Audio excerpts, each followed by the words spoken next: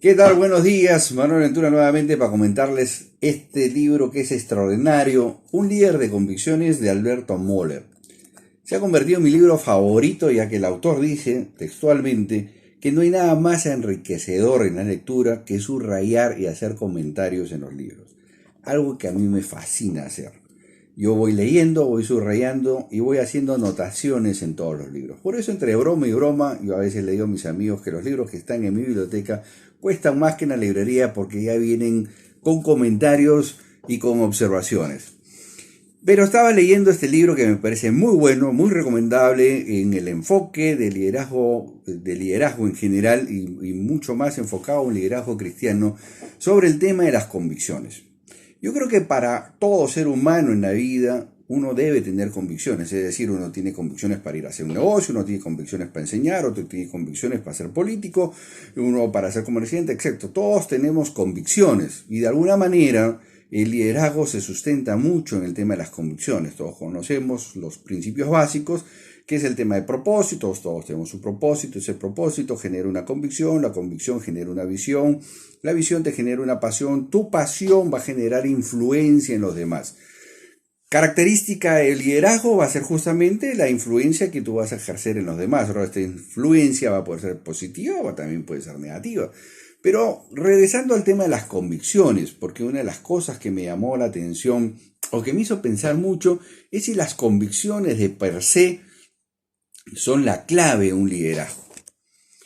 Y empecé a analizar varias cosas, entre ellos convicciones, por ejemplo, de gente política que tiene convicciones de gobernar y tendría convicciones, podríamos decir, de querer hacer las cosas bien. Sin embargo, llegan al poder y terminan siendo tan corruptos como el anterior. Entonces la pregunta ¿es que este gallo no tenía convicciones? Sí tenía convicciones. Pero entonces el tema no debe quedarse solo en convicciones. ¿En qué se sustenta tu convicción? Y entonces, una de las cosas que observé es que la convicción se debe sustentar en el carácter de la persona. El carácter de la persona es lo que realmente empiezas a ser tú mismo. Tu carácter no es tu temperamento, porque hay mucha confusión en la gente de que piensa que una persona que normalmente siempre está furiosa, contendiosa, dicen, oh, ¿qué tal carácter? Ese no es carácter, ese es temperamento. Más bien el carácter controla el temperamento, que son cosas distintas.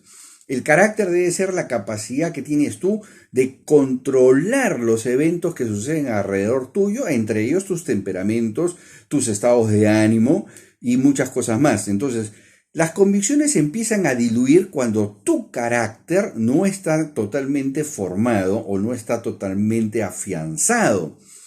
Pero a su vez descubrí que el carácter no era suficiente porque la falta de carácter también hacía que se diluyeran las convicciones y por ende se diluye aquello que tú quieres lograr. Entonces tu convicción, si bien es cierto, se sustenta en tu carácter, si tu carácter no está totalmente fuerte, no está totalmente desarrollado, entonces tus convicciones empiezan a diluirse y por eso es que mucha gente que dice tener convicciones no las alcanza o, como en el caso que mencionamos de los políticos, terminan traicionando sus convicciones porque su carácter no logra sostener las convicciones.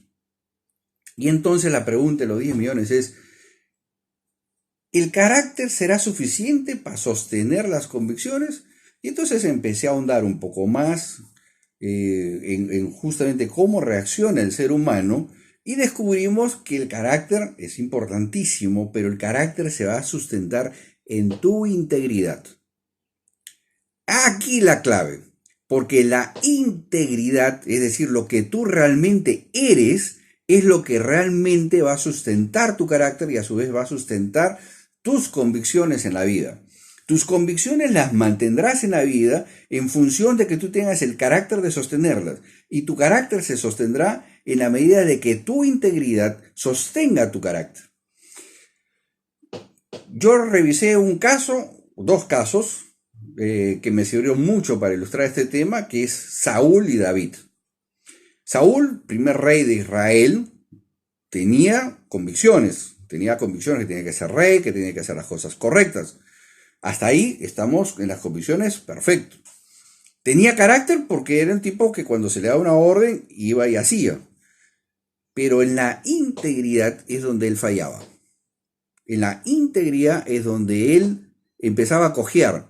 Y entonces es ahí donde su carácter flaqueaba y es ahí donde sus convicciones se diluían.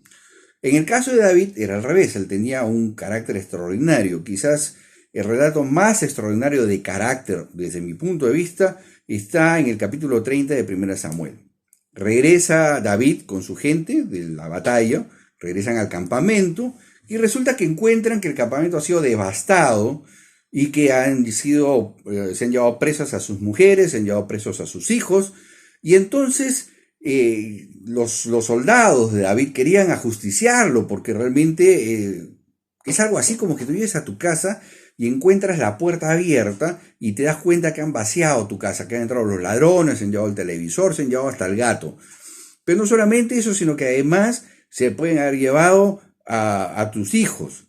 Y entonces uno entra con una desazón tremenda, pero lo que me sorprende es la actitud de David. Yo en lo personal, ante una situación así, hubiera salido con la espada desenvainada a tratar de perseguir a los agresores, a tratar de hacer justicia con mi mano.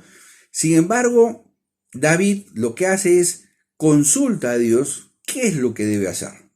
Esto es tener carácter. Ante una situación emocionalmente contradictoria, ante una situación totalmente adversa, entonces David controla todas sus emociones, todas sus angustias, toda su desesperación, controla a su gente y dice, vamos a hacer lo correcto. Ahí entra la integridad. La integridad de David estaba sustentada en todo lo que había en su corazón. Y es ahí donde nosotros podemos determinar dónde está tu integridad. Es decir, ¿cuál es la abundancia o qué es lo que hay dentro de ti? El corazón habla de nuestras emociones y nuestros sentimientos más íntimos, aquellos que nadie conoce, que nadie ve. Nosotros vivimos en una sociedad donde normalmente andamos con caretas y nos mostramos de una forma entre la sociedad. Pero en el fondo de nosotros hay algo que es lo que realmente va a sustentar nuestra integridad y a su vez nuestro carácter y a su vez nuestras convicciones. Y eso es lo que nos sacará adelante en la vida.